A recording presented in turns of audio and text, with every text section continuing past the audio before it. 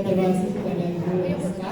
Bapak dan Ibu, sebelum kita mulai sesi diseminasinya, mari kita dengarkan arahan dari Bapak Kepala terlebih dahulu kepada Bapak Agus Hasan Sadiq SPD di persidangan. Please disepakati ya. Kemudian yang rating observasi dari 3 orang. Ya mudah-mudahan untuk dan kami untuk membagikan pemahaman-pemahaman yang telah kami dapatkan dalam menempuh pendidikan guru penggerak, yaitu mengenai budaya positif. Sebelumnya saya ingin memohon maaf, berdirinya kami di depan di sini bukan berarti kami ingin menggurui, tetapi hanya ingin membagikan sedikit ilmu yang kami dapatkan dalam proses pendidikan guru penggerak. Untuk mempersingkat waktu, kami akan memulai diseminasi budaya positif. Ya, baik Ibu dan Bapak, ini adalah profil kami ya. Walaupun Ibu dan Bapak pasti sudah melihat kami setiap hari seperti itu. Pasti kalau dipoto sedikit berbeda ya, karena itu merupakan pemanfaatan teknologi yang sudah berkembang pada saat ini, sehingga kita bisa mempercantik diri melalui filter seperti itu ya, Ibu Bapak. Ya baik, Ibu dan Bapak,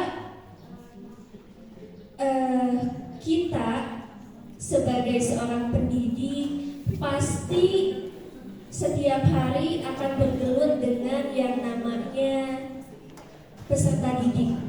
Nah, di dalam peserta didik atau di dalam proses pendidikan itu ada istilah budaya positif. Mungkin Bapak Ibu sekarang kan sedang mengikuti guru penggerak Jawa Barat ya, pasti sudah tidak asing dengan istilah budaya positif. Nah, tapi izinkan saya untuk memaparkan apa sih pengertian dari budaya positif itu sendiri.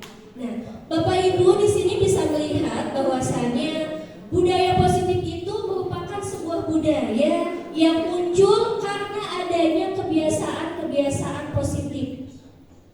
Nah, kebiasaan-kebiasaan positif itu berujung pada apa? Yaitu berujung pada nilai, pada sikap, dan juga perilaku yang mendukung lingkungan yang sehat.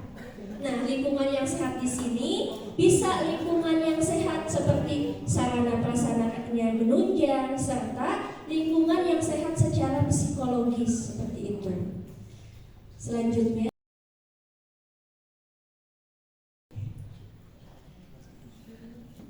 nah, salah satu untuk menunjang terciptanya budaya positif adalah dengan adanya disiplin positif. Nah, kata-kata disiplin saya pasti paham bahwasanya Ibu dan Bapak pasti mengetahui apa itu sebenarnya disiplin, dan kita juga sudah menerapkan kedisiplinan itu terhadap peserta didik atau murid-murid kita di sekolah. Nah, makna disiplin itu berarti belajar untuk mengontrol diri, menggali potensi kita agar mencapai tujuan yang mulia, yaitu dengan menjadi seseorang yang kita inginkan berdasarkan nilai-nilai kebijakan universal atau nilai-nilai kebijakan yang kita hargai. Nah, disiplin ini termasuk pengendalian diri. Selanjutnya, pengendalian diri itu ada 2 ya Ibu Bapak, yaitu ada pengendalian pikiran dan juga perilaku, di mana biasanya ketika kita sudah bisa mengendalikan pikiran kita, kita pun bisa mengendalikan perilaku kita seperti itu.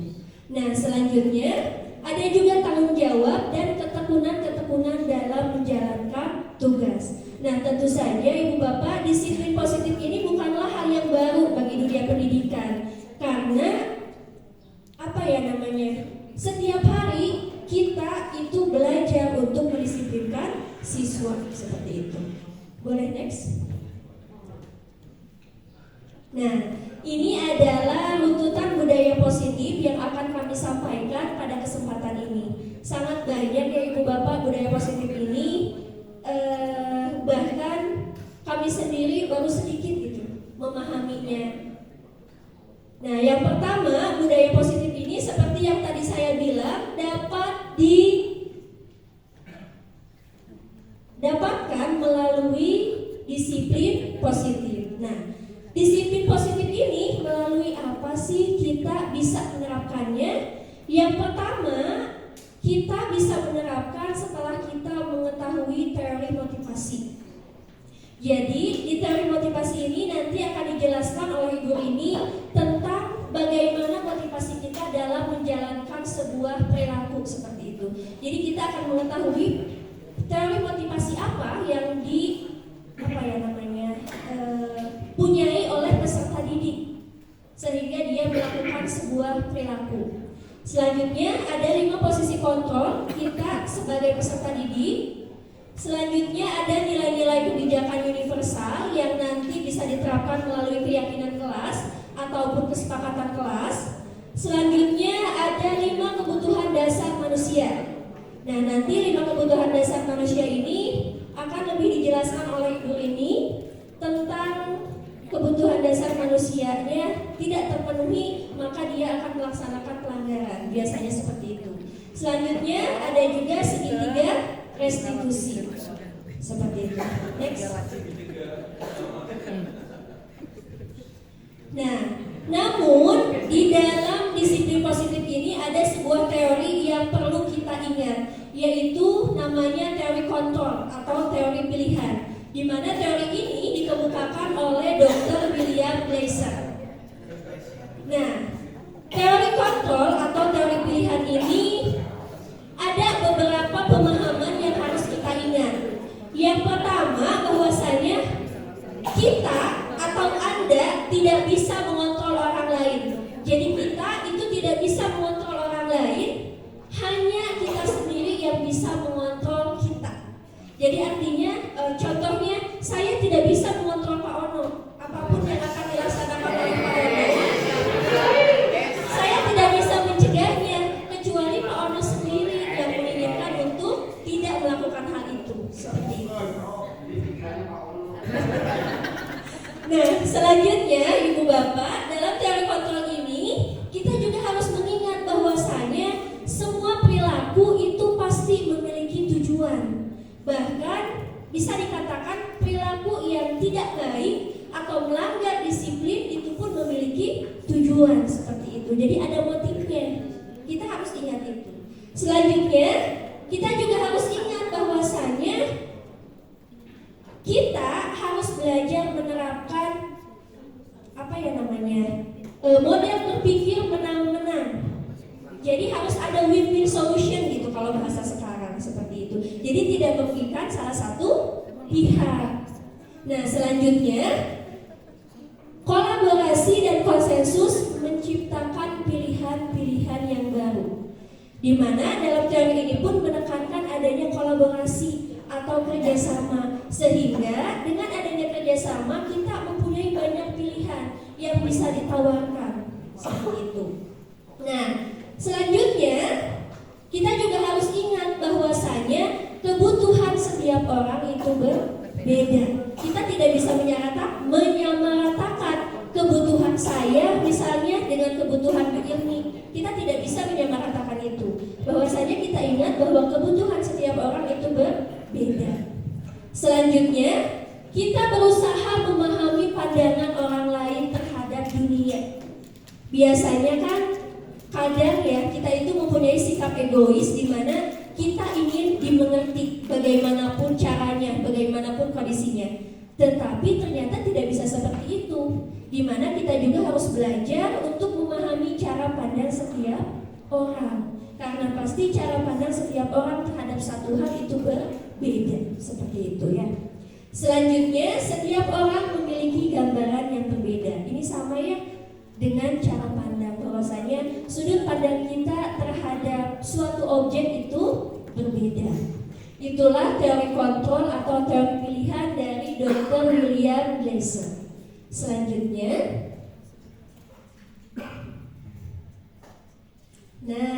selanjutnya Bapak Ibu kita akan mengenal yang namanya teori motivasi.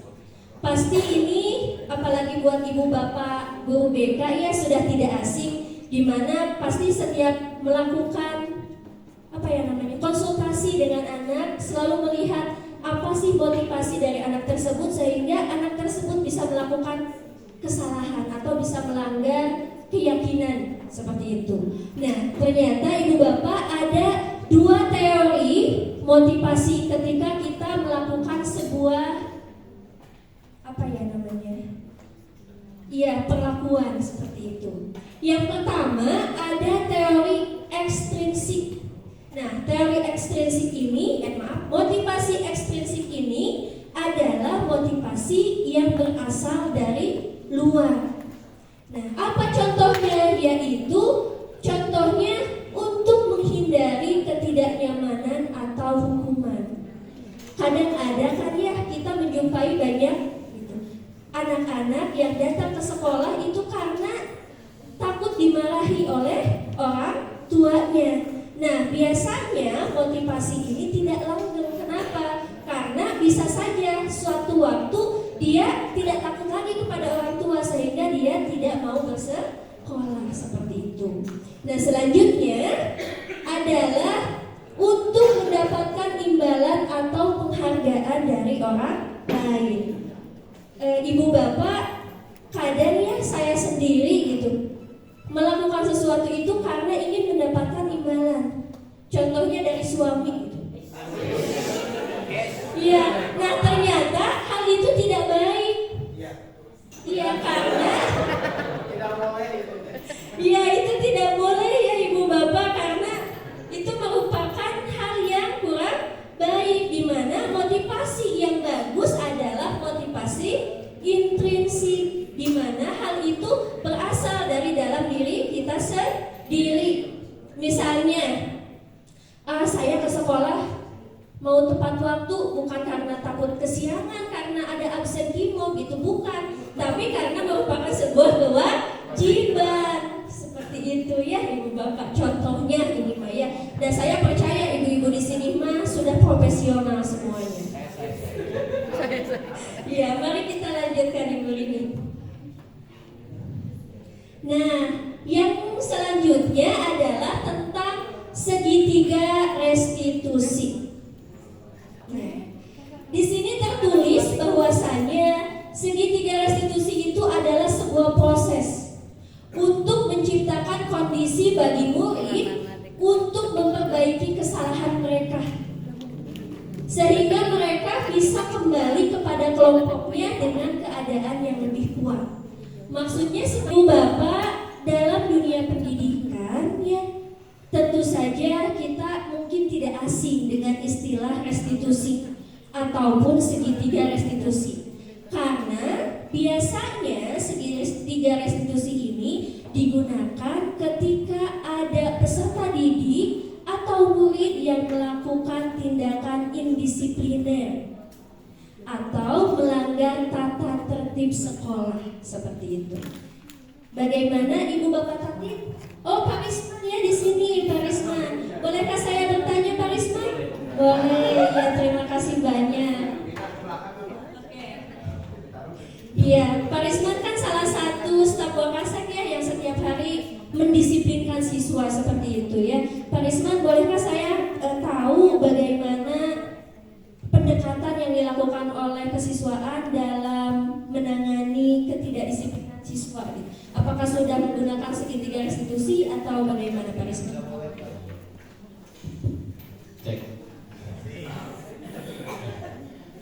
Alhamdulillah untuk penanganan siswa di kami, karena kebetulan lokasi kesiswaan adalah itu Bu Yoni guru penggerak, jadi insya Allah sudah melakukan segitiga restitusi ini.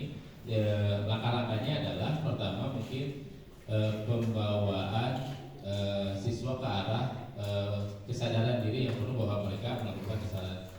Terus yang kedua, kami menanyakan apa yang harus mereka lakukan karena kesalahan yang mereka lakukan, terus kondisinya seperti apa, terus apa efek yang dilakukannya apa, terus apa yang akan mereka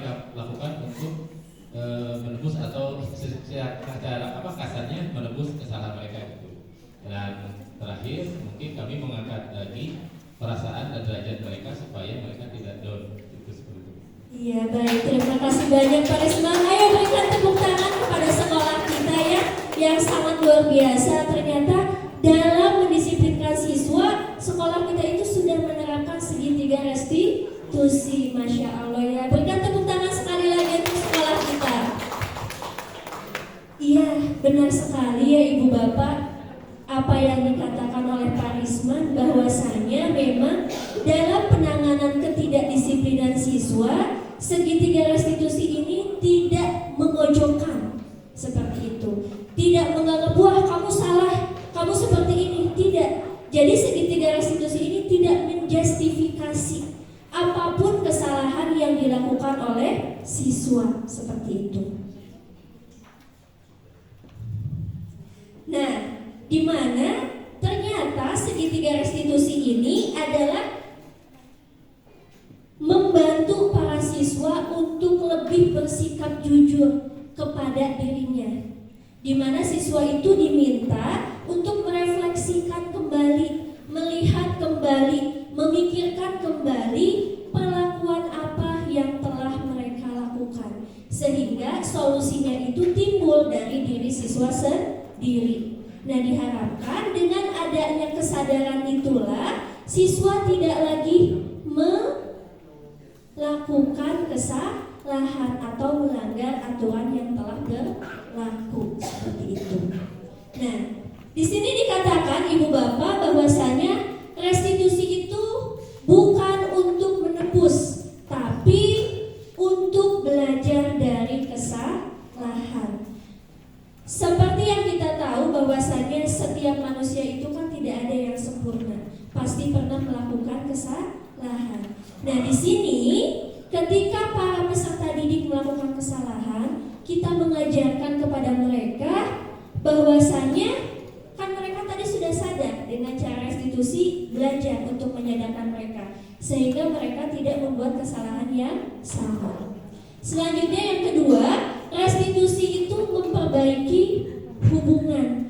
Nah, biasanya konflik yang terjadi pada peserta didik itu tidak hanya mereka melanggar tata tertib sekolah, tetapi melainkan juga ada antar peserta didik itu sendiri. Contohnya berkonflik atau kekerasan seperti itu, fisik dan lain sebagainya.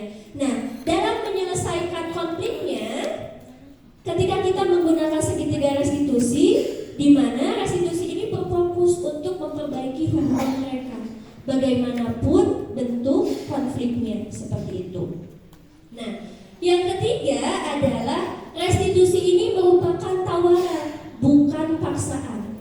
Nah, jadi ketika kita menyelesaikan sebuah ketidakdisiplinan dengan restitusi, kita menawarkan solusi-solusi sehingga anak bisa memilih solusi mana yang akan diterapkan untuk menyelesaikan konflik seperti itu.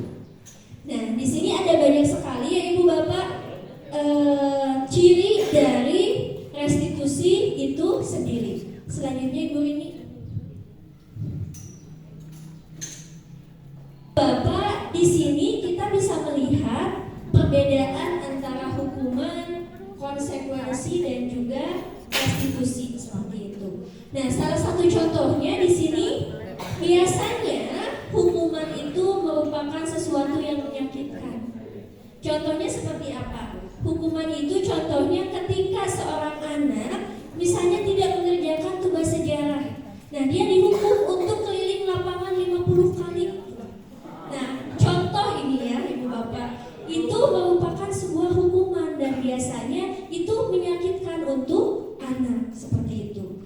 Nah, tapi kalau konsekuensi itu ada sesuatu harus terjadi. Contohnya masih seperti barusan. Ketika saya menerapkan konsekuensi, tapi di dalam tindakan barusan, anak kan tidak mengerjakan tugas sejarah.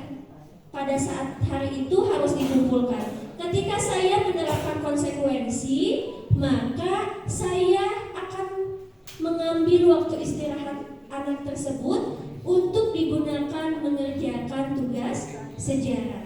Itulah namanya konsekuensi. Jadi dibayar dengan apa yang mereka lakukan, seperti itu.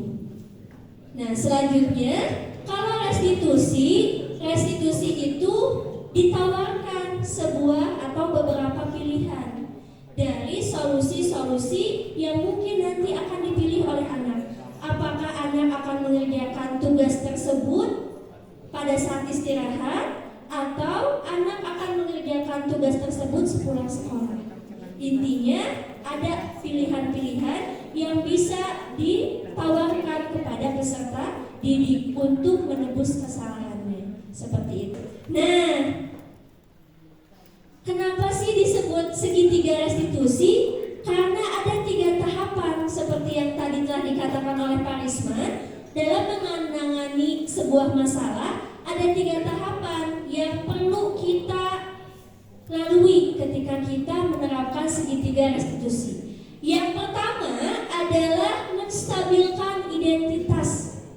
Nah, biasanya kan ibu bapak ketika anak dipanggil gitu oleh kita, setelah dia melakukan kesalahan, dia pasti memiliki ketakutan di dalam dirinya. Mencap, oh saya melakukan kesalahan, pasti saya akan di bla bla bla bla oleh ibu guru dengan pikiran-pikiran negatifnya. Nah, tetapi ketika kita menggunakan segitiga restitusi dalam tahap menstabilkan identitas, kita bisa menstabilkan kembali emosi dari anak tersebut dengan mengatakan apa? Kamu bukan satu-satunya yang pernah melakukan kesalahan ini. Sehingga anak itu perasaannya menjadi netral kembali, sehingga bisa bersikap lebih rasional. Iya. Selanjutnya, setiap orang pasti melakukan kesalahan. Jadi kita seperti tadi kata Pak Risman, mengatakan hal-hal yang bisa membuat dia tidak terpuruk, intinya seperti itu.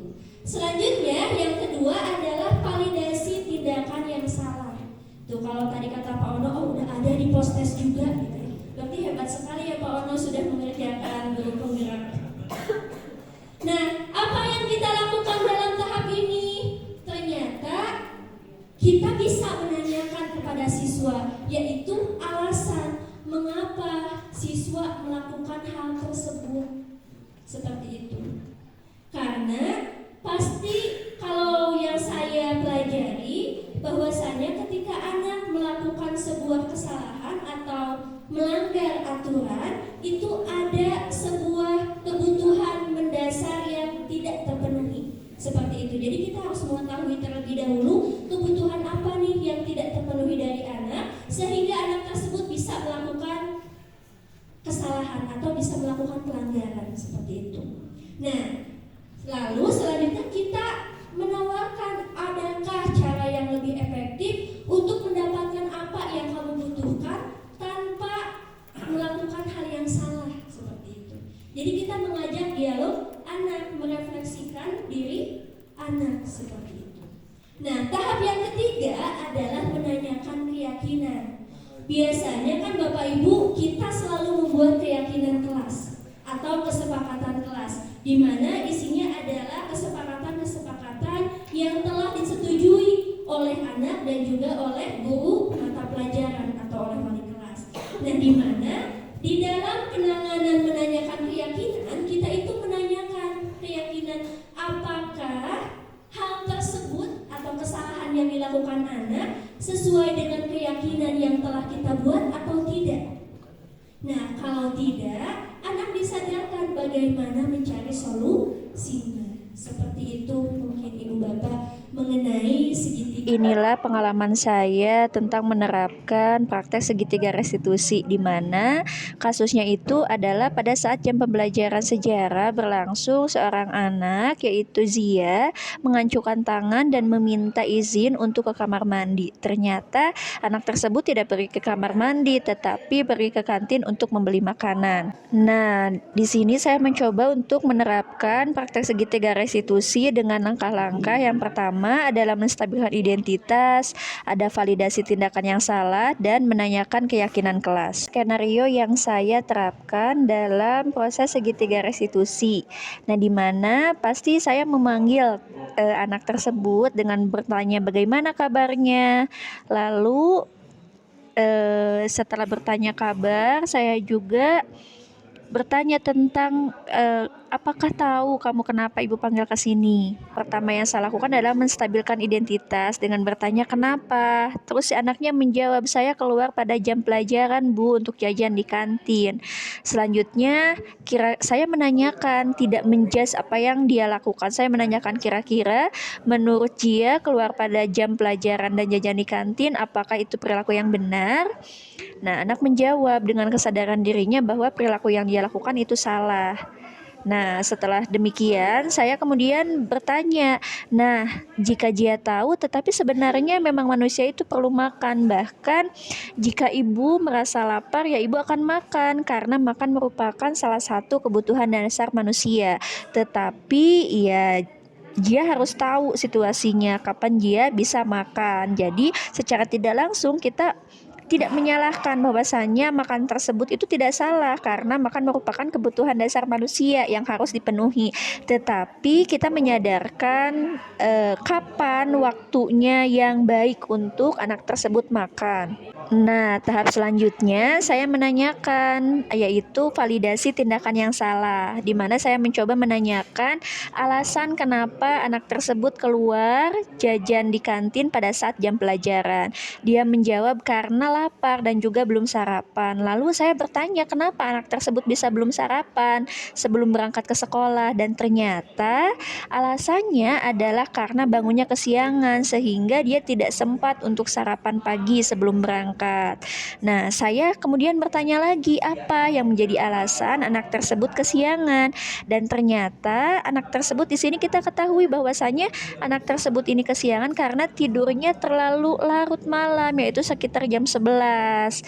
Nah, kemudian saya mengingatkan bahwasanya kalau misalnya esok hari bangunnya diusahakan tidak kesiangan sehingga dia harus prepare untuk tidurnya lebih pagi sehingga punya waktu untuk sarapan terlebih dahulu. Kemudian setelah saya menanyakan memvalidasi maksudnya tindakan yang salah, kemudian saya menanyakan keyakinan kelas yang telah kita sepakati sebelumnya. Nah, di sini saya bertanya apakah anak ini masih ingat dengan keyakinan kelas apa saja. Kemudian si anak menjawab seperti menghargai teman dan mengikuti pembelajaran dari awal sampai akhir. Nah, selanjutnya saya menghubungkan apakah yang kamu lakukan dengan keluar pada saat jam pembelajaran dan belajar di kantin itu sesuai dengan tindakan kelas. Lalu anak itu sadar bahwasanya apa yang dia lakukan itu tidak sesuai dengan kesepakatan kelas atau keyakinan kelas yang telah kita bangun. Nah, lalu saya memberikan penguatan terhadap anak tersebut di mana untuk mencari solusi bahwasanya tidak mengulangi lagi keluar pada saat pelajaran dan jajan di kantin karena itu tidak sesuai dengan keyakinan kelas kita. Lalu kita bertanya apa yang harus dilakukan.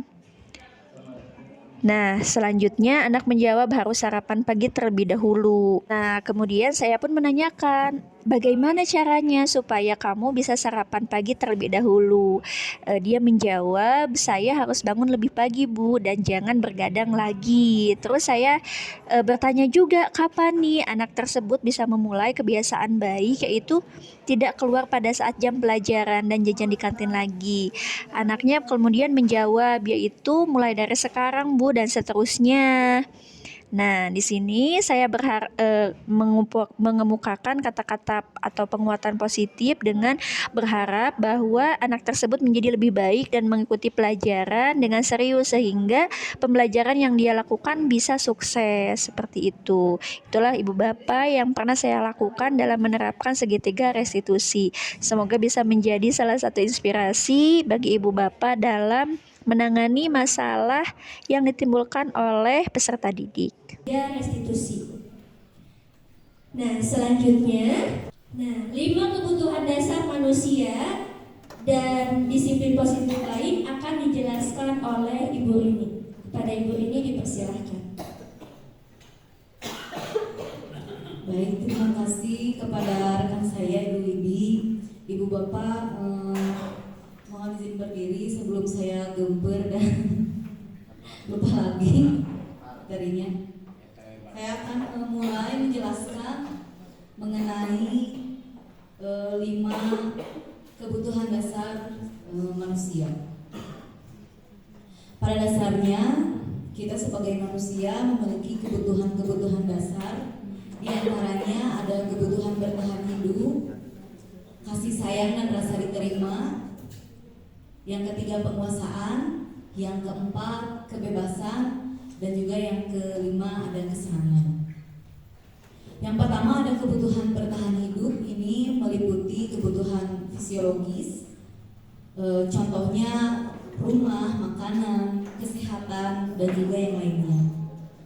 Yang poin yang kedua ada kebutuhan biologis dan juga kebutuhan psikologis atau ada yang hubungannya dengan rasa aman dan lain sebagainya. Yang kedua ada kasih sayang dan rasa diterima. Ini juga ada kaitannya kita sebagai makhluk sosial tentunya pada suatu kelompok, misalkan kelompok masyarakat atau mungkin kita sendiri ini di sini sebagai keluarga besar Semang Satu Pangalengan. Ada contohnya misalkan ada kebutuhan rasa diterima dan juga memerlukan rasa kasih sayang, baik itu dari keluarga, dari pasangan, dari teman, rekan, dan mungkin dari semua yang ada pada kelompok tersebut. Yang ketiga ada penguasaan. Contohnya di sini ada kebutuhan pengakuan atas kemampuan, lalu ada rasa ingin diakui keberadaannya, dan juga pada saat misalkan si seseorang itu mengadakan acara atau misalkan seperti ini atau diskusi, mereka ingin menyampaikan opini dan lain sebagainya. Nah, di sini juga dia mempunyai kebutuhan atas pengakuan tersebut. Yang keempat ada kebebasan. Contohnya di sini ada kebutuhan akan pilihan, lalu ada kebutuhan otonomi, dan juga mungkin di sini kaitannya dengan kebebasan berpendapat ataupun misalkan memilih ya Bapak Ibu sama. Yang kelima ada kebutuhan kesenangan. Di sini kaitannya dengan kebutuhan untuk merasa senang, tertawa, gembira. Seperti contohnya anak-anak kita. Pada dasarnya anak-anak adalah orang atau mungkin komponen yang selalu ingin merasa senang, gembira, dia mempunyai kemampuan untuk mengeksplor apapun yang mereka ketahui. Mungkin seperti itu 5 kebutuhan dasar manusia. Ada kaitannya dengan materi segitiga restitusi Bapak Ibu. Di sini ada 5 posisi kontrol kita sebagai guru atau pendidik atau pengajar mungkinnya di sekolah. Ternyata ada 5 posisi kontrol. Yang pertama ada penghubung, yang kedua pembuat orang merasa bersalah, yang ketiga sebagai teman, yang keempat guru atau kita sebagai pemantau, yang kelima kita sebagai manajer. Yang pertama ada guru sebagai penghukum Bapak Ibu ya. Guru seperti ini atau tipikal seperti ini, mereka hanya percaya bahwa untuk mendisiplinkan murid ataupun anak didiknya, mereka hanya percaya bahwa cara mereka saja yang mereka buat, atau misalkan percaya kalau dengan cara seperti itu saya akan berhasil mendisiplinkan si anak ini misalnya. Seperti itu. Contohnya pada kasus misalkan ada seorang anak yang tidak mengerjakan tugas misalkan seperti itu ya Bu. Si guru ini berkata, kamu keluar dari kelas saya, atau kenapa tidak dikerjakan tugasnya, saya kan sudah menugaskan, gitu. Ini biasanya akan memberikan rasa apa ya Bapak Ibu, mungkin takut atau trauma atau apa ya, jadi si anak itu memandang kita ya jelek lah, mungkin seperti itu ya Bapak Ibu. Yang kedua ada pembuat merasa bersalah. Pada guru tipikal ini biasanya mereka memberikan statement seperti ini, contohnya, ibu kecewa kepada kamu, lalu tiba-tiba mungkin suasana di kelas menjadi hening dan menjadikan si murid itu menjadi malu atau mungkin jadi trauma juga. Ini secara lembut, tapi ini juga ya merugikan lah mungkinnya, menjadi malu di depan teman-temannya. Contohnya guru berkata, seharusnya kamu sudah tahu, ibu lelah sekali mengatakannya, ibu stres. Nah ini juga jangan ya ibu, kalau bisa. Hasilnya nanti menyembunyikan, si anak menyembunyikan atau menyangkal atau menjadi berbohong, si anak itu karena malu, mungkin dari malu dan sebagainya. Lalu si murid juga ini meletakkan guru di dalam dunia yang berkualitas, padahal dia juga jadi merasa seperti ini, mungkin jadi merasa tidak pede atau dipermalukan. Yang ketiga ada guru sebagai teman. Nah ini ya. Ketika kita memposisikan atau apa ya, pada kategori ini ada di tabel Bapak Ibu, kita bisa lihat di sini ada identitas keberhasilan ya. Jadi kita bisa mengontrol diri kita mungkin pada kedua posisi ini. Yang pertama ada sebagai teman, yang kedua ada sebagai pemantau. Yang selanjutnya ada sebagai teman. Ini jadi membuat alasan-alasan untuk muridnya. Contohnya kita mungkin menegurnya seperti ini Bapak Ibu. Ayolah lakukan ibu, atau masa kamu tidak mau? Ingat tidak ibu pernah bantu mengerjakan atau seperti apa. Jadi si anak itu diingatkan dengan apa ya, dengan lembut seperti itu ya mungkin Bapak Ibu. Jadi merasa teman. Tapi juga di sini ada apa namanya sisi negatifnya ya Bapak Ibu. Contohnya misalkan si anak jadi merasa apa ya, contoh misalkan ada anak yang melanggar ketika tidak ini, jadi si anak tuh ngerasa, saya pikir Bapak Ibu teman saya, tapi ngambek oke gini ibu teh seperti itu.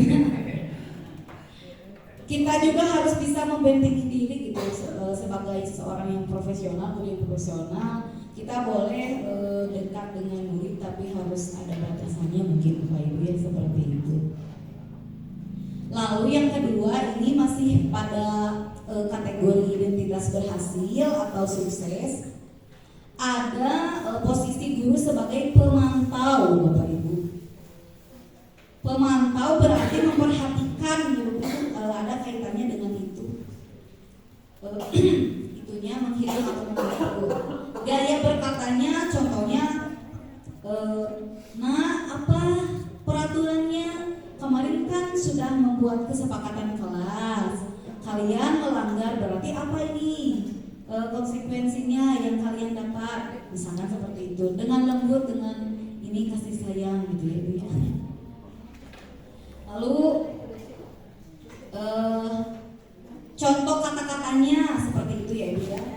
Hasilnya juga si murid bisa menyesuaikan diri, bisa diawasi sama kita, lalu bisa ada apa ya, tadi ada kaitannya dengan yang Bu Widi sampaikan, bertumbuhnya apa motivasi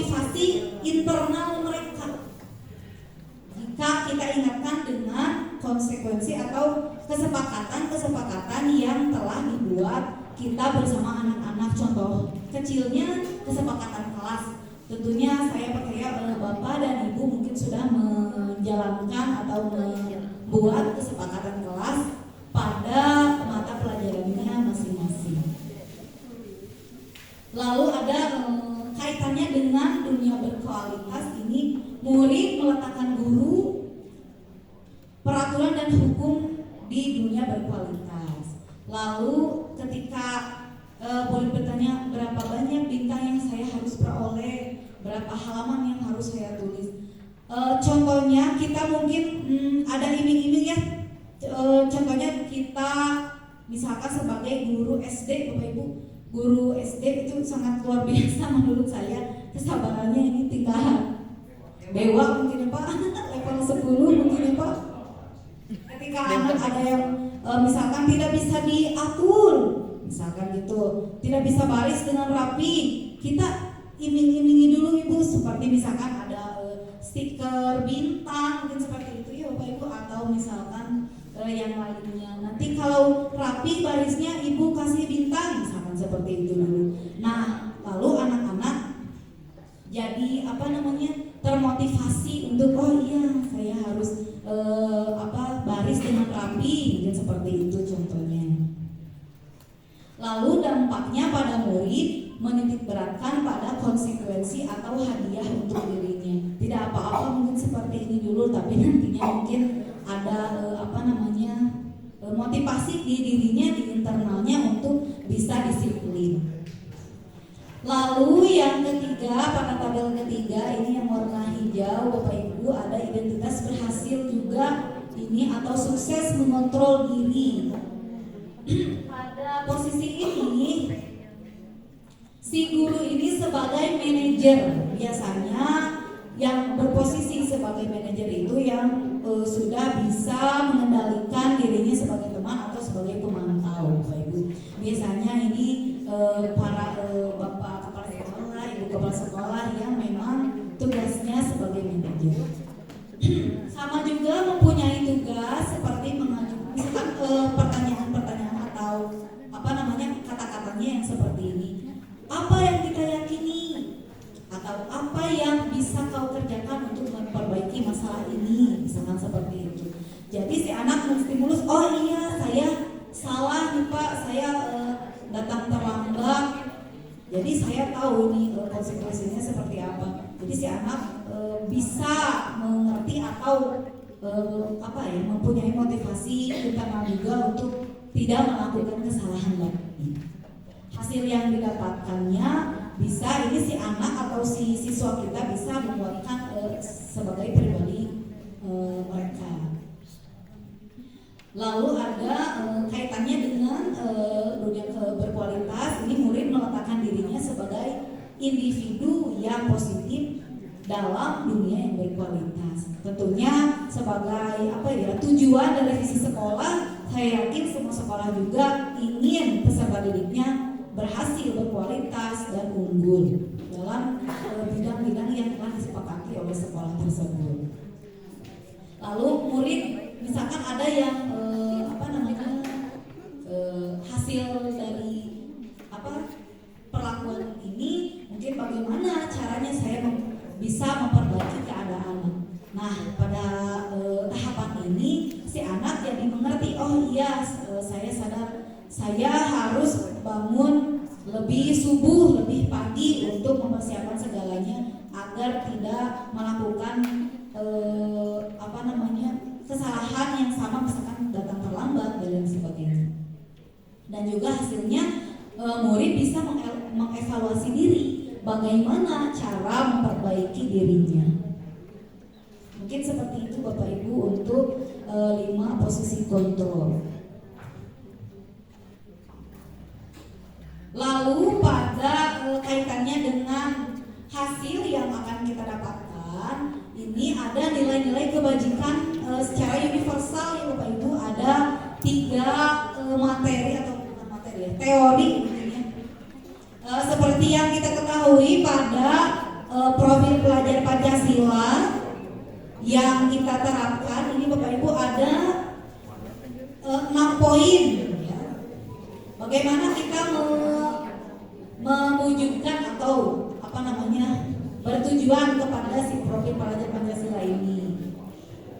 Yang pertama ada nilai beriman, bertakwa kepada Tuhan Yang Maha Esa dan berakhlak mulia. Yang kedua ada nilai mandiri. Yang keenam bernalar kritis. Yang keempat berkebinekaan global. Yang kelima bergotong royong dan juga kreatif. Ini adalah tujuan-tujuan yang diharapkan kita dapatkan atau kita wujudkan ke anak-anak kita yang misalkan si sekolah ini bertuju atau bertumbuh pada nilai-nilai profil pelajar Pancasila. Yang selanjutnya ada keterampilan hidup. Yang pertama ada dapat dipercaya. Ini nilai-nilai yang tumbuh di anaknya ya, yang diharapkannya. Ada lurus hati, ada pendengar yang aktif, lalu ada tidak merendahkan orang lain, dan juga memberikan yang terbaik dari dirinya sendiri. Lalu yang ketiga ada the 7 essential virtues. Ada rasa empati, lalu ada suara hati, kontrol diri, rasa hormat nantinya si anak itu. Lalu ada kebaikan-kebaikan yang mereka miliki, juga toleransi, lalu keadilan. Nah, Bapak Ibu, ini contoh hanya sebagai contoh ya Bapak Ibu, bagaimana cara kita menerapkan nilai-nilai kebajikan yang tadi Bapak Ibu di sekolah atau misalkan ruang lingkup yang sederhananya di dalam kelas kita. Contohnya dengan membuat keyakinan kelas. Cara yang paling sederhana itu membuat keyakinan kelas menurut kami, karena itu sudah ada tahapannya dan juga bisa diterapkan di kelas yang nantinya sedikit demi sedikit bisa meluas di ruang lingkup sekolah untuk mendisiplinkan mereka ya Bapak Ibu. Contohnya ini ada kaitannya dengan keyakinan kelas, yaitu nilai-nilai kebajikan universal yang disepakati Bapak Ibu secara tersirat dan tersurat. Tentunya ini harus kita tulis juga Bapak Ibu, misalkan di Padlet atau misalkan secara sederhana di papan tulis. Si anak memberikan opini-opini mereka, pandangan-pandangan mereka atau pendapat mereka, bagaimana nih peraturan kelas yang mereka lakukan atau mereka buat. Lepas dari latar belakang suku, negara, bahasa ataupun agama, mereka sama ya Bapak Ibu ya. Ada tahapannya mungkin ya, atau mungkin ada sedikit teorinya mengenai keyakinan kelas. Yang pertama ada pernyataan keyakinan kelas senantiasa dibuat dalam bentuk positif. Tentu saja ya Bapak Ibu, seperti misalkan tidak menggunakan HP saat pembelajaran kecuali disuruh dengan guru. Nah seperti itu ada di kelas saya ya Bapak Ibu, seperti itu contohnya. Keyakinan kelas. Lalu yang kedua keyakinan kelas, hendaknya tidak terlalu banyak Bapak Ibu sehingga mudah diingat dan dipahami oleh semua warga kelas. Nah, tentunya ini harus sesuai dengan kesepakatan bersama juga Bapak Ibu antara guru dengan murid-muridnya.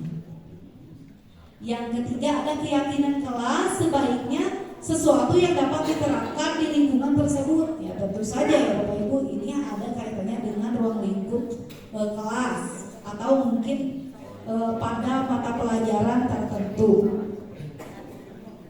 Selanjutnya semua warga kelas hendaknya ikut berkontribusi dalam pembuatan keyakinan kelas lewat kegiatan curah pendapat. Nah ini kita bangkitkan semangat anak-anak opini sehingga si anak-anak ini bisa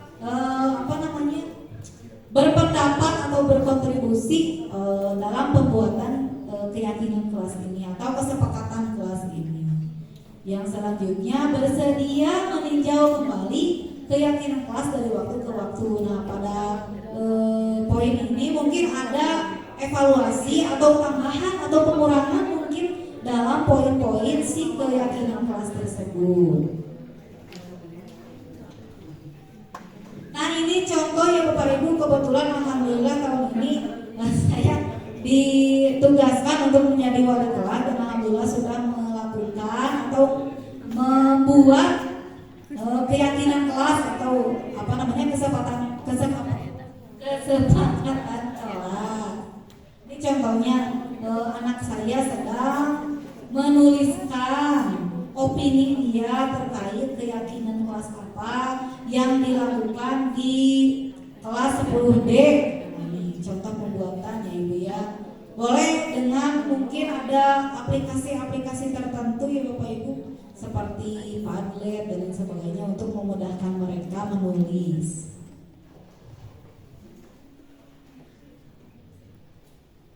Nah ini contohnya ya Bapak Ibu. Peraturan selalu kembalikan buku ke tempatnya. Keyakinan kelas atau nilai kebajikan yang dituju ini apa Bapak Ibu? Nah, tadi kita kaitkan lagi dengan nilai-nilai positif yang seharusnya atau mungkin kaitannya dengan hasil yang dituju si anak itu harus bagaimana atau menghasilkan anak yang seperti apa. Nah, kita kaitkan yang tadi Bapak Ibu, misalkan pada nilai-nilai profil pelajar Pancasila atau yang lainnya sesuai dengan teori-teori yang tadi Bapak Ibu yang 3 kolom tersebut. Misalkan yang kedua ada dilarang mengganggu orang lain. Nah berarti si nilainya yang ditujunya menghormati orang lain dan diri sendiri. Lalu hadir di sekolah 15 menit sebelum pembelajaran dimulai. Artinya si anak bisa menghormati orang lain, lalu juga bisa berkomitmen pada tujuan atau peraturan sekolah sesuai dengan peraturan sekolah, misalkan seperti itu Bapak Ibu. Yang keempat, dilarang melakukan kekerasan. Nah ini juga pasti ya harus ada ini peraturan yang seperti ini. Bagaimana kebajikan atau nilai-nilai yang ditujunya? Yang pertama misalkan ada keselamatan dan juga bisa menghormati orang lain juga. Dilarang menggunakan narkoba. Nah ini tentu saja ya Bapak Ibu, anak-anak kita mudah-mudahan tidak terjerumus ke hal-hal yang negatif seperti ini. Keyakinan kelasnya atau nilai kebajikannya yang dituju ya untuk kesehatan dan juga nilai-nilai norma ya Bapak Ibu di masyarakat. Lalu ada bergantian atau menunggu giliran, misalkan ketika mereka berpendapat harus mengacungkan dulu tangan. Nah ini mungkin ada kaitannya dengan nilai sopan santun gitu ya. Dan juga menghormati atau kesabaran, melatih kesabaran mereka. Juga gunakan masker. Ini misalkan ketika kemarin ketika ada pandemi mungkin ya Bapak Ibu atau kaitannya dengan misalkan kalau ada yang sakit, nah mereka bisa mungkin menggunakan masker.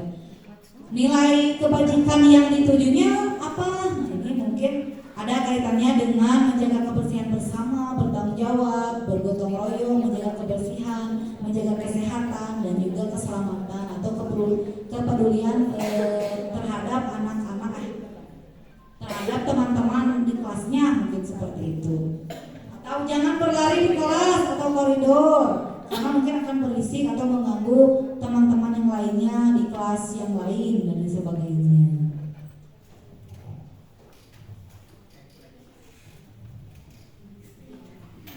Nah mungkin Bapak Ibu pada kegiatan kali ini saya bersama rekan saya Ibu Lidi untuk memberikan untuk sharing terkait disiplin positif. Ada kesimpulan dari materi kami yaitu disiplin positif mampu membuat seseorang menggali kekuatan atau potensinya untuk suatu tujuan yang bermakna. Disiplin diri merupakan kemampuan mengontrol diri, menjalankan tugas, mematuhi aturan dan tanggung jawab dengan konsisten serta penguasaan diri sehingga dapat memilih serta menentukan sikap yang mengacu pada nilai yang kita hargai. Disiplin diri juga memiliki nilai yang tinggi dalam berbagai aspek kehidupan, baik dalam hal pendidikan, pekerjaan, kesehatan maupun hubungan sosial. Oleh karena itu, penting bagi setiap individu untuk mengembangkan dan menjaga disiplin diri mereka agar dapat meraih kesuksesan yang lebih besar dalam hidup.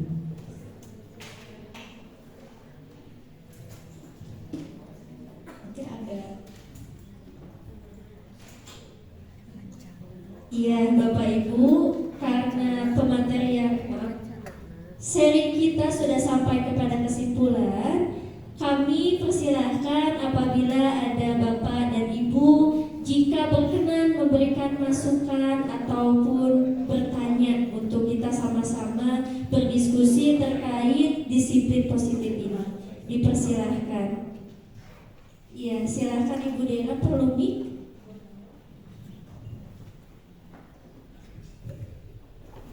Bismillahirrahmanirrahim. Assalamualaikum warahmatullahi wabarakatuh. Ya, Ibu yang cantik di depan, saya cukup tertarik dengan peran guru di kelas ya. Tadi disebutkan tentang penghukum, pembuat orang merasa bersalah, teman, pemantau sampai dengan manajer. Di mana setiap peran tersebut punya dampak kepada anak-anak. Nah, tadi sempat diskusi nih sama teman saya bahwa apakah kita sebagai guru bisa memilih peran sesuai dengan situasi dan kondisi atau kebutuhan siswa, atau kita sebagai guru yang wajib jadi manajer nih, gak boleh jadi penghukum, gak boleh jadi teman, pemantau atau pembuat orang merasa bersalah. Sedangkan kalau di dalam situasi khususnya saya yang matematika, saya pernah menjadi penghukum, saya juga pernah menjadi pembuat anak merasa bersalah, teman, pemantau sampai dengan manajer. Apakah yang seperti itu salah, ataukah memang yang harus jadi manajer aja biar anak berubah itu sesuai dengan dari dirinya sendiri, atau bagaimana? Terima kasih. Iya, baik, terima kasih Ibu Dera untuk pertanyaannya. Ibu Rini, mau Ibu Rini dulu yang menjawab atau bagaimana? Ya, terima kasih Ibu Dera untuk pertanyaannya. Mungkin menurut saya untuk kita sebagai guru gitu ya, sebaiknya ada kaitannya yang tadi Ibu, kita harus bisa mengontrol diri ya Ibu ya. Ada di sini ada teorinya menghindari hubungan atau mengharapkan imbalan atau ketergantungan kepada orang lain dan juga menghargai sendiri. Nah, di sini ada identitasnya sudah jelas. Di sini ada identitas gagal, ada identitas berhasil atau sukses, dan juga ada identitas berhasil sukses, kontrol diri. Nah, di sini sebaiknya mungkin kita memposisikan apa ya, diri kita itu menumbuhkan apa ya, rasa di anaknya itu sesuai dengan yang tabel di dua ini yang di depan gitu, seperti itu Ibu Dera. Karena kita juga harus bisa memerdekakan dan memandirikan serta berpusat pada siswa. Jadi sebaiknya kita memposisikan diri dalam kontrol diri gitu, bisa mengontrol diri. Mungkin seperti itu. Ada tambahan mungkin Ibu? Iya Ibu Rini, saya akan sedikit menambahkan ya. Benar tadi apa yang dikatakan Ibu Rini, kita sebagai pendidik idealnya gitu ya Ibu Bapak, ini tipe ideal.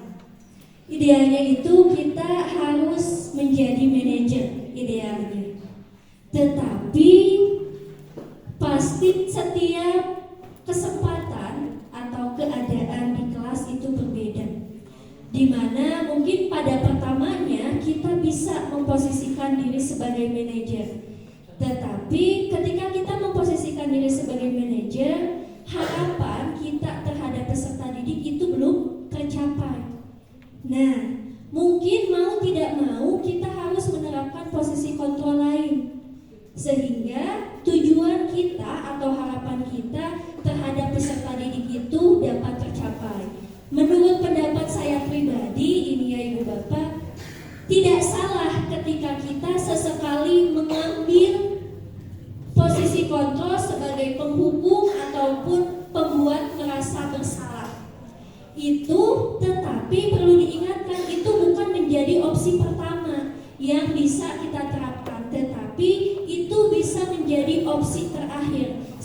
kita berusaha untuk menjadi manajer, terus pemantau teman, lalu akhirnya kepada penghukum atau kepada pembuat orang merasa bersalah. Mungkin itu Ibu Dera yang bisa kami sampaikan terkait bagaimana posisi kita sebagai pendidik menyikapi peserta didik untuk mencapai tujuan yang telah kita tetapkan. Bagaimana Ibu Dera dapat terjawab?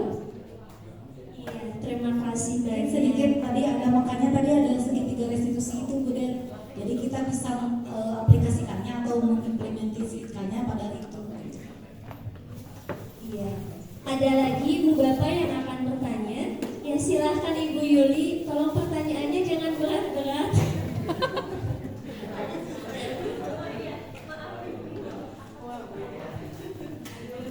Bismillahirrahmanirrahim. Assalamualaikum warahmatullahi wabarakatuh. Waalaikumsalam. Bu Widi dan Bu Rini, luar biasa sekali informasi yang disampaikan, cukup jelas diterima oleh saya secara pribadi. Hanya mungkin ini berbagi sedikit pengalaman dari apa yang disampaikan oleh Bu Widi dan Bu Rini, terutama berkaitan dengan penerapan segitiga restitusi itu ya. Saya di ruang BK beberapa hari lalu atau sebelumnya pernah mencoba menerapkan ada yang menstabilkan identitas gitu ya. Dalam kondisi siswa melanggar, pada saat itu saya menerima siswa yang direferalkan oleh Pak Angga ke kami. Kebetulan kelas 10, dan perlu Ibu Bapak ketahui, mohon maaf mungkinnya ini disampaikan di forum, bahwa perkembangan perilaku kelas 10 itu banyak yang mengarah kepada pelanggaran disiplin, walaupun ini baru minggu ke-3 pembelajaran, dan bahkan yang mungkin ditangani pada minggu-minggu sebelumnya itu sudah cukup banyak dibandingkan dengan kelas 11 dan 12. Saya berkesimpulan bahwa kelas 10 sekarang cukup rentan masalah dengan berbagai karakteristik yang dimunculkan, dan kebetulan itu terjadi pada saat Pak Angga mereferalkan siswa ke BK. Siswa tersebut loncat benteng pada jam ke-9 ke-10 dengan alasan ingin membawa HP, janjian di Gor Futsal setelah sini ya. Nah, kemudian ketika kami bertemu dengan siswa tersebut, saya mencoba mempraktekkan itu ya, walaupun saya bukan guru penggerak gitu ya, menstabilkan identitas. Saya coba dengan memberikan, mungkin kalau ada kalimat kamu bukan satu-satunya yang pernah melakukan ini, dengan tujuan kalimat tersebut supaya siswa tersebut terbuka gitu ya, merasa tidak takut dan bisa jujur mengatakan apa yang sudah dilakukan oleh siswa tersebut. Tapi ini mengandung dua kemungkinan. Ketika dipraktekkan, ternyata dua kemungkinan itu ada yang mengarah pada respon positif dan ada yang mengarah pada respon negatif. Contohnya kayak gini, ketika saya bilang kamu bukan satu-satunya yang pernah melakukan ini, jawaban si anak, tuh kan Bu, sanis abi hungkul anu kita ya. Gitu ya. Ya maksud kita tuh kan ingin memberi penguatan supaya dia jujur gitu ya. Karena pada awalnya anak tersebut mengemukakan, Bu, saya keluar sekolah itu tidak melalui piket, tapi melalui kantin yang baru di sana bisa moncor, katanya gitu. Kami nggak percaya karena memang itu sudah tertutup, itu sudah ditutup, sehingga ya disampaikanlah kalimat itu, kamu bukan satu-satunya yang pernah melakukan ini, dengan harapan bisa jujur. Ternyata jawabannya, bukan Bu, sanis abi unggul, anu gitu kayak gitu. Jadi memang apa ya? Kalau misalkan mengharapkan respon positif dari apa yang kita dari stimulus yang kita berikan, ternyata tidak selamanya siswa itu paham bahwa apa yang kita berikan atau kita sampaikan itu direspon dengan respon yang positif juga gitu. Nah, mungkin yang saya butuhkan dari Bu Ini dan Bu Rin itu selain kata-kata seperti itu gitu ya, hal apa yang bisa kami lakukan atau kami katakan untuk membuat siswa tersebut lebih terbuka, bukan hanya sekedar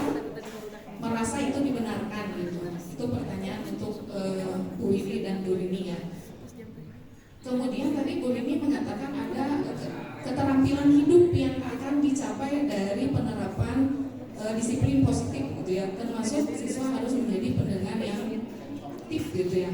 Nah selama ini kan kalau misalkan di kelas itu kebanyakan iya siswa mendengarkan, tetapi ketika ditanya apa yang dipahami kebanyakan mungkin hanya sekedar numpang lewat masuk telinga kanan keluar telinga kiri gitu ya, tanpa memaknai apa yang sudah disampaikan oleh guru. Nah upaya Bu Rini dan Bu Widi untuk meningkatkan siswa supaya menjadi pendengar yang aktif itu harus seperti apa? Terima kasih. Wassalamualaikum warahmatullahi wabarakatuh. Waalaikumsalam warahmatullahi wabarakatuh. Terima kasih Bu Yuli atas pertanyaan yang luar biasa ini. Mungkin Bu Widi ada kaitannya dengan segitiga restitusi. Iya, baik Ibu Yuli. Karena kita sama-sama belajar ya di sini, kembali lagi tadi ke pernyataan saya yang pertama, berdirinya kami di depan di sini bukan berarti kita sudah ahli dalam disiplin positif seperti itu, tetapi kita sama-sama belajar untuk menerapkan sehingga kondisi sekolah kita menjadi lebih positif seperti itu. Nah, untuk penerapan disiplin positif ataupun segitiga restitusi, Ibu Bapak, ini perlu digarisbawahi bahwasannya penerapan disiplin positif itu tidak bisa hanya diterapkan di sekolah saja, karena harus ada kolaborasi antara sekolah, orang tua maupun masyarakat yang ada di lingkungan sekolah, sehingga disiplin positif ini menjadi perhatian bukan dari sekolah saja, tetapi perhatian semua pihak yang memang ada seperti itu, baik dari orang tua maupun lingkungan masyarakat, sehingga nilai-nilai kebajikan yang kita usahakan diterapkan di sekolah itu pun bisa diterapkan di lingkungan rumah seperti itu, karena diawasi oleh kedua orang tua seperti itu dari Ibu Bapak. Nah, berkaca dari kasus yang tadi ya Ibu Yuli, dari kasus anak yang kelebihan energi sehingga dia menyalurkan energinya dengan meloncati pagar seperti itu.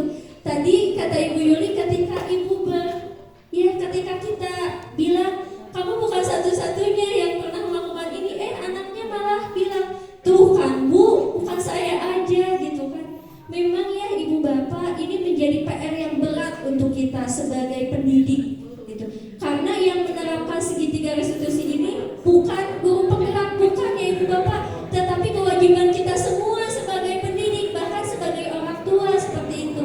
Nah, mungkin Ibu Bapak ya, ini apa yang saya dapatkan setelah saya mempelajari modul 1.4 budaya positif, itu ada beberapa cara untuk menstabilkan atau ya menstabilkan identitas selain daripada kata-kata seperti ini. Nah, yang pertama, Ibu dan Bapak, kita bisa berkata seperti ini. Ibu dan Bapak tidak tertarik mencari siapa yang salah, tapi Ibu dan Bapak ingin mencari solusi dari permasalahan ini. Mungkin kalimat itu bisa menjadi salah satu contoh yang bisa digunakan ketika kita akan mencoba menstabilkan identitas.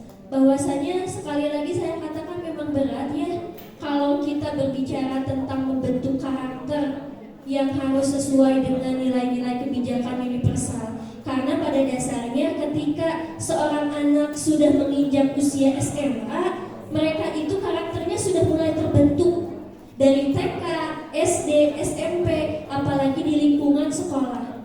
Makanya pertanyaan ini pun sempat saya tanyakan ke Ibu PP ataupun Ibu fasilitator saya, bagaimana caranya bahwa nilai-nilai atau budaya positif ini tidak hanya disosialisasikan kepada guru-guru gitu, tetapi kepada orang tua juga, sehingga kita dan orang tua itu memiliki satu pemahaman, sehingga kita dan orang tua bisa mendidik karakter peserta didik itu lebih positif seperti itu. Mungkin Ibu Yuli, saya yakin jawaban saya tidak menjawab pertanyaan Ibu Yuli ya. Mungkin bisa ditambahkan oleh Ibu ini atau Ibu Bapak yang lain terkait bagaimana cara menstabilkan anak seperti itu. Kalau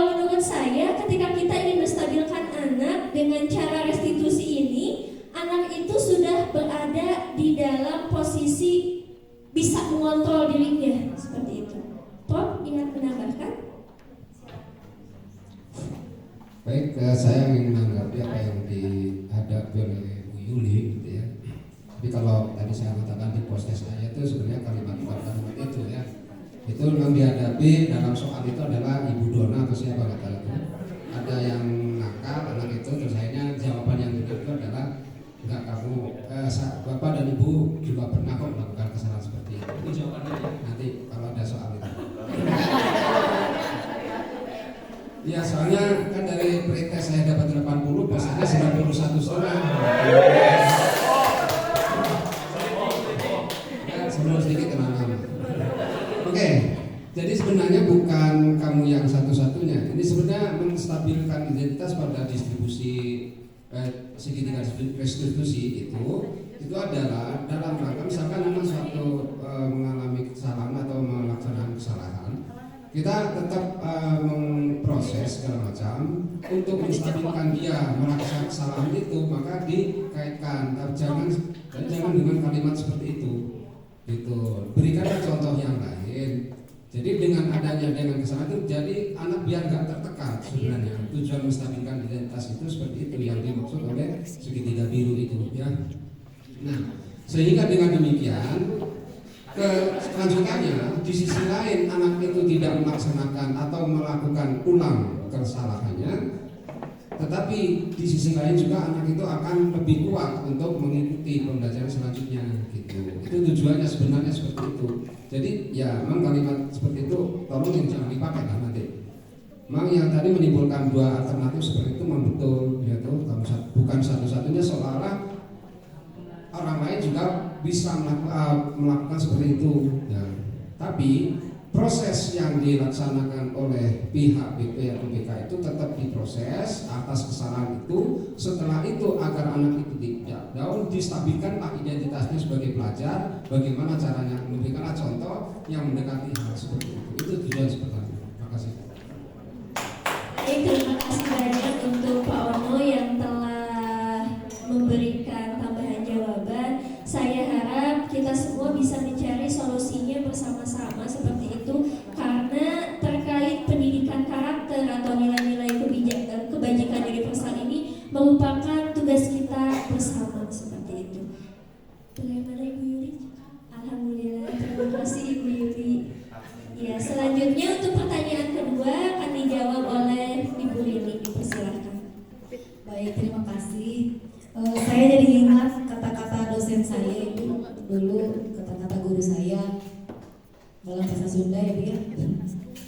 Hidupnya kudu bisa nganjang kapagetok. Jadi kita harus bisa apa ya Pak? Ya, memposisikan diri di masa depan dan juga bisa mempersiapkan hal-hal yang akan terjadi ke depannya. Dalam mungkin kaitannya dengan pelajaran yang saya ambil dalam kebahasaan kan ada 3 ya Bu, ada menulis, membaca dan mendengarkan. Tentunya pernah kita berdiskusi terkait hal tersebut, tapi jawabannya ya kita harus bisa memposisikan diri kita itu menyenangkan dulu oleh si anak tersebut.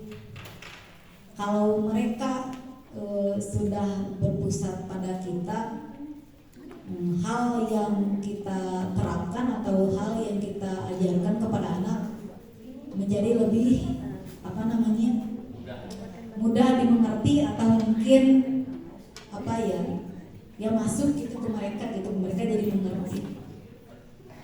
Dan juga saya juga pernah berdiskusi dengan ibu PP saya juga, jawabannya seperti itu. Carilah metode atau model pembelajaran yang menyenangkan sehingga si anak bisa lebih memahami atau lebih fokus terhadap materi-materi atau bahan pelajaran apa yang telah kita terapkan. Mungkin seperti itu Ibu Yuli. Mungkin ada tambahan dari Bapak Ibu. Iya, oh baik, silakan Ibu Haji. Mau ke depan Ibu Haji? Oh iya, dan terekam Ibu Haji kalau di depan. Ya, selamat pagi semuanya. Assalamualaikum warahmatullahi wabarakatuh. Sedikit saja ingin menambahkan tadi dalam mendisiplinkan peserta didik. Kalau pengalaman saja ya, ketika di kelas saya ajak peserta didik untuk bermitra. Ya, jadi bermitra mulai dari mitra bicara yang baik, sehingga kalau ada yang berbicara maka menjadi pendengar yang baik. Ketika dipersilakan untuk berbicara maka berbicaralah dengan baik.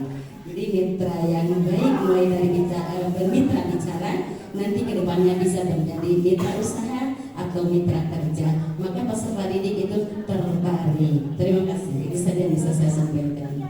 Nominasi ini memberikan penguatan baru kepada kita sebagai pendidik untuk terus tidak lelah dalam mendisiplinkan siswa dan menggali potensi mereka dengan lebih positif.